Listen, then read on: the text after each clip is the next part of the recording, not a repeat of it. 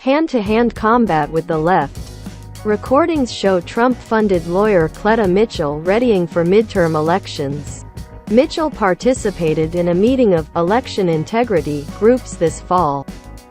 Earlier this fall, as the final sprint to the midterm elections was heating up, a Trump-funded election attorney joined a Zoom call with local election groups in Michigan to relay her vision ahead of Election Day.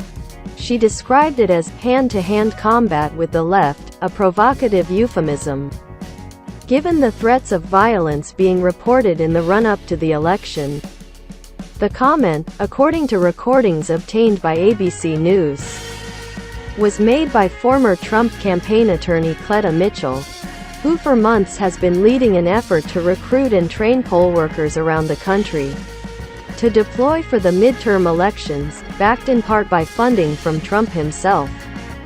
ABC News obtained 2 recordings of what appear to be meetings of local election groups in Michigan, which Mitchell joined along with other members of her organization.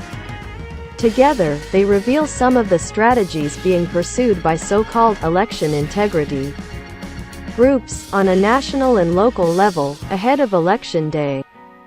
My sole focus for the last year and a half has been how we as conservatives could build an infrastructure to do hand-to-hand combat with the left starting at the local level, Mitchell said on the September 1st call, according to the recording.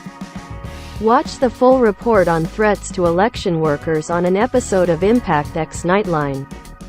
Streaming now on Hulu. A good chance to win. Participants in the meetings, which took place in August and September, included members of various grassroots organizations as well as at least one elected state representative.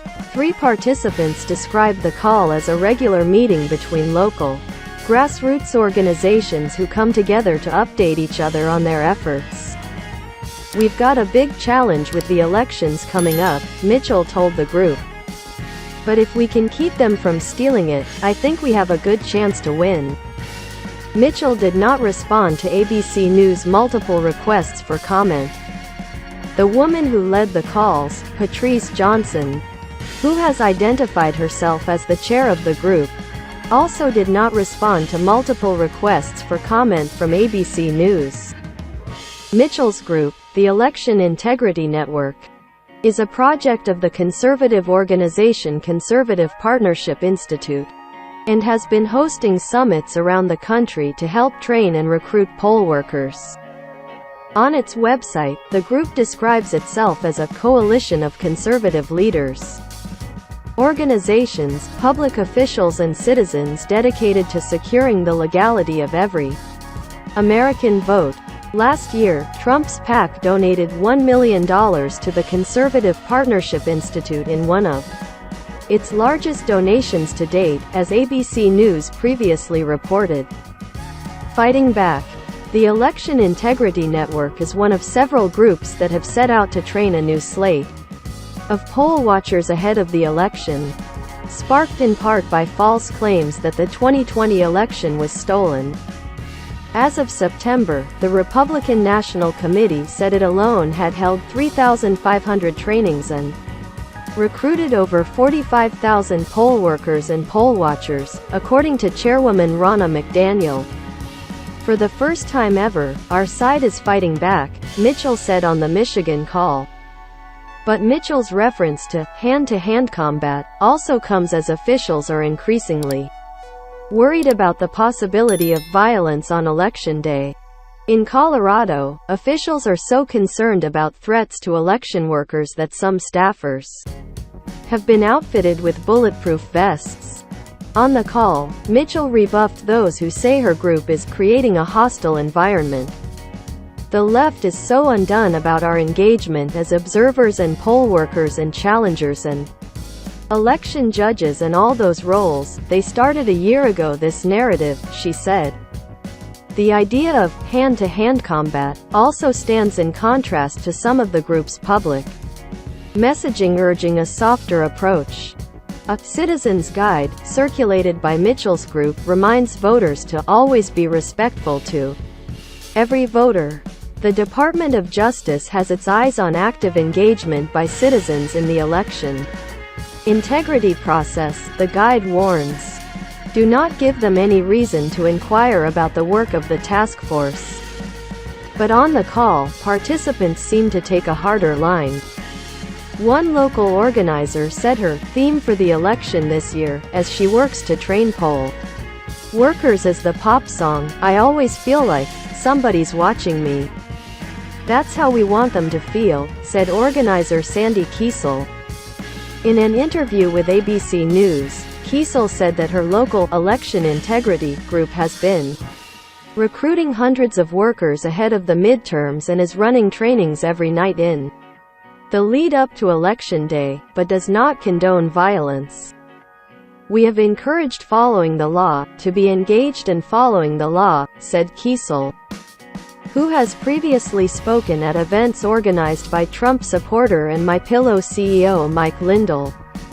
Other plans discussed on the call included efforts to monitor nursing homes in the United States Postal Service, likely in response to Trump's false claims of widespread mail fraud. "We're watching the election process. But we have not watched the mail, and we have to start doing that," said Ned Jones, Deputy Director of the Election Integrity Network. "So what we want to do is become the monitors of the Postal Service." Jones did not respond to ABC News' request for comment.